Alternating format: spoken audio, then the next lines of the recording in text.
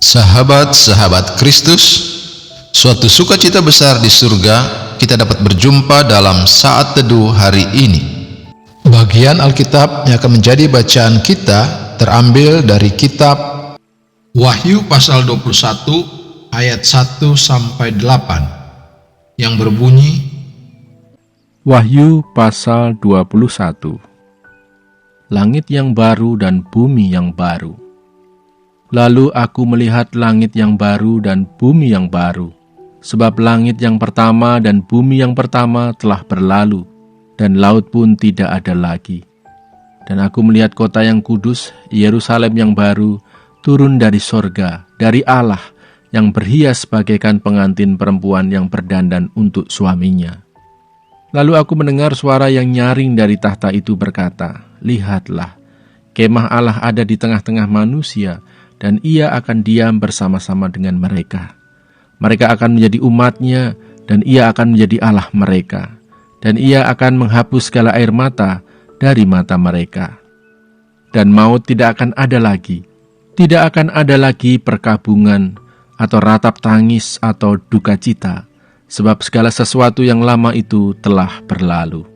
Ia yang duduk di atas tahta itu berkata, Lihatlah, Aku menjadikan segala sesuatu baru. Dan firman-Nya, Tuliskanlah, karena segala perkataan ini adalah tepat dan benar. Firman-Nya lagi kepadaku, Semuanya telah terjadi. Aku adalah Alfa dan Omega, yang awal dan yang akhir. Orang yang haus akan kuberi minum dengan cuma-cuma dari mata air kehidupan. Barang siapa menang, ia akan memperoleh semuanya ini. Dan aku akan menjadi Allahnya, dan ia akan menjadi anakku. Tetapi orang-orang penakut, orang-orang yang tidak percaya, orang-orang keji, orang-orang pembunuh, orang-orang sundal, tukang-tukang sihir, penyembah-penyembah berhala, dan semua pendusta, mereka akan mendapat bagian mereka di dalam lautan yang menyala-nyala oleh api dan belerang. Inilah kematian yang kedua. Sahabat-sahabat Kristus, ayat hafalan yang akan menjadi perenungan khusus kita hari ini terambil dari kitab Wahyu pasal 21 ayat 6 yang berbunyi, Firman-Nya lagi kepadaku, Semuanya telah terjadi. Aku adalah Alfa dan Omega, yang awal dan yang akhir. Orang yang haus akan kuberi minum dengan cuma-cuma dari mata air kehidupan. Sahabat-sahabat Kristus, kita akan merenungkan nats ini di bawah tema Sang Akhir yang Menentukan. Sahabat-sahabat Kristus, seorang pengkhotbah pernah memperingatkan, jalan manapun yang ditempuh akan berujung pada Tuhan.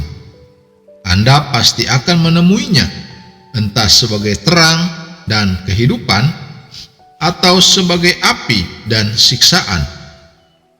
Ya benar, Tuhan sendiri menyatakan dirinya bukan saja sebagai yang awal, melainkan juga yang akhir, Alfa dan Omega.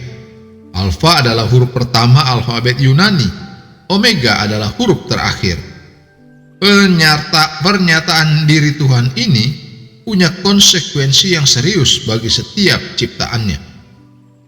Ada dua akhir yang dijelaskan Tuhan dalam bagian firman yang kita baca. Akhir yang pertama adalah akhir bagi mereka yang menang, ayat 7. Mereka akan memperoleh semua yang disebutkan dalam ayat 1-4. Mereka haus akan Tuhan, dan Sang Sumber Hidup akan memuaskan kehausan mereka selamanya. Ayat 6.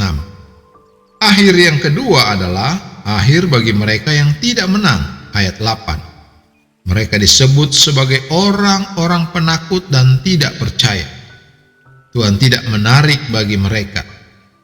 Mereka haus akan kekerasan dan pembalasan dendam, keji, pembunuh, haus akan kepuasan seksual di luar cara yang direstui Tuhan, sundal, haus akan kuasa gaib, sihir, haus akan Tuhan yang sesuai keinginannya, berhala, haus akan sukses hasil kebohongan, dusta, Bukannya menikmati mata air kehidupan, mereka berakhir dalam lautan api dan belerang.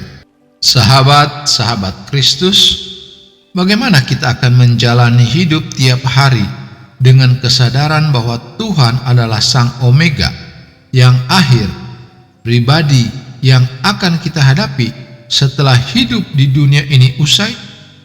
Apa yang menjadi kehausan Anda dalam hidup ini? Kecuali kita haus akan Tuhan, mendambakan Dia lebih dari segala sesuatu, kita tidak akan dipuaskan pada akhirnya.